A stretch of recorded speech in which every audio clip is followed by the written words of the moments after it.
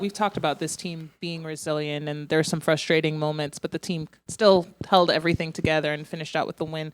Just how do you continue to see this team grow and learn and mature in different ways? Yeah, I think the one thing you can be sure of every game is that there's going to be frustrating moments.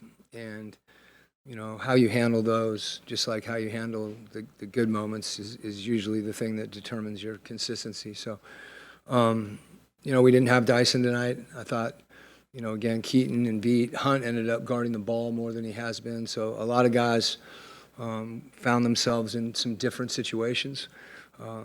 So I thought our execution defensively was solid. I think the more you could tell we were a little fatigued. Some of that is, when you're really focused, and I think and committed to defending, takes your legs a little bit at times. But that's an area that I just think we have to continue to embrace that.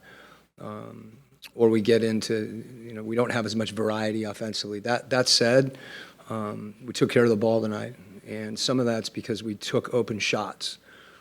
If we pass up shots, usually what comes next, if you're passing up an open three, is not going to end as well as that, that three that we elected not to shoot. So, we just got to keep trying each game to execute a game plan and continue to play together. And I think a big sign for us of kind of where we are game to game is our communication, whether it's on the floor, in timeouts.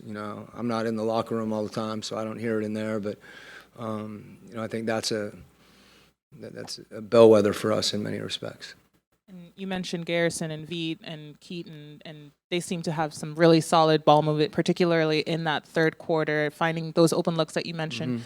How have you seen them kind of grow in terms of being able to step into the lineup at a moment's notice with all of these moving parts? Yeah, I mean, I think that's a credit to Trey and JJ too. There was a few times I think JJ had guys that were not passing up wide open shots, but sometimes to make an extra pass. And if you're the guy on the back end of that and your teammate has that kind of confidence in you, it gives you confidence. So all those guys that you named, I just want them to compete and play defensively and try to be instinctive offensively and get more guys running. Coach, how do you think your guys handled the physicality the officials allowed tonight? Maybe at times, not getting calls when they expected it. Yeah, you're always going to have, as a player, even as a coach, reaction to a given play. But I think the key thing is to adjust and to not let that take you out of the next play. And just figuring out how the game's being called. And if it is physical, you're going to have to work harder to get open. You can be more physical. Don't just look to the referees to solve that for you. And I think that's the biggest mistake sometimes we make. We give up our ability to control that situation. I think our guys have been doing better and better at that, getting to the next play. Hey, Coach, just talk about DeAndre Hunter as he continues his great play off the bench. Yeah, it's I never really get tired of talking about it, to be honest with you. Because the things that he's done, as far as how he's playing, just his aggressiveness from three, and you saw it tonight. People start to come out on him, and then he's downhill to the rim, and the way that he's finishing and getting to the foul line, I just think his reads are really efficient right now, and that's a credit to him and kind of the plan he has when he comes in the game. So. He clearly, during the minutes that he's in there, he's stabilizing. And I think on both ends of the floor, he had to guard Hero tonight with Dyson out, which is a heck of a matchup. And then he's wrestling with Bam on the post. And so I've said it before. He's a guy that, as a coach, you love to have on your team because he's just a warrior. He's a soldier. Coach, it was a tight game with 3 minutes left. How do you pick which players you wanted to have? Because I know you're missing some people tonight. And how did they hold up offensively and defensively? Yeah, defensively, like I said, we had the matchup that made the most sense on Hero was DeAndre at that point. And then offensively, the key thing to me is, just let's get a good shot. And as you said, whether it's, Trey and pick and roll with the 5, or Trey and JJ playing a 2-man game. There's a lot of things that are going on based on the game. And really the measure is not so much what we run as what kind of shots we get, whether we take care of the ball. And that's an area that we've continued to try to emphasize and work on. And really it's Trey's job. Once we know what we're doing to really get everybody in the right places. And I thought his presence in those situations was really good. It's a job he wants to. Quin, this fourth quarter maybe wasn't quite as dominant as the last 2, but that's 3 in a row where things have gone pretty well for you guys. What's been the secret for you guys' success? I think it's really simple. I think we've gotten stops. I think we've just been able to defend during those times and then try to run opportunistically late in the game. Usually that's a point when the game can slow down, and that doesn't play to our strengths, especially if we get a stop. If you get scored on, that's a little different. Let's get into something, let's execute. But, we want to try to reward ourselves, so to speak, if we can get stops on the defensive end. But it starts there.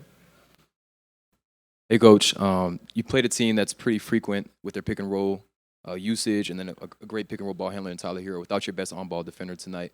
I was curious if you could speak to some comfortability you've seen from your guys and sort of oscillating through these different types of pick and roll coverages, whether it's blitzing, switching, hedging. You guys had a lot of versatility in the way you defended that tonight. So where do you think that comfortability is coming from?